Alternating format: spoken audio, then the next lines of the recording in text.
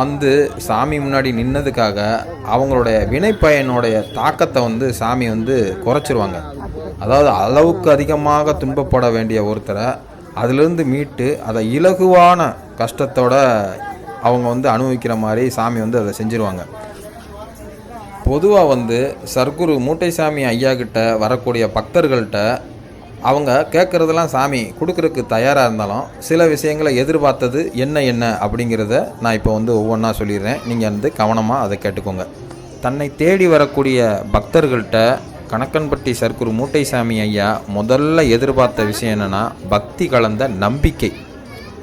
இந்த பக்தி கலந்த நம்பிக்கையை தான் எல்லா சித்தர்களும் எதிர்பார்க்குற முதல் விஷயம். கணக்கன்பட்டி சர்க்குரு மூட்டைசாமி ஐயா எப்போதும் சொல்லும்போது என்னோட பக்தனாக இருக்கிறதுல வந்து நீ உறுதியாக இரு அப்படிங்கிறத வந்து சாமி வந்து அடிக்கடி வலியுறுத்தியிருக்காங்க.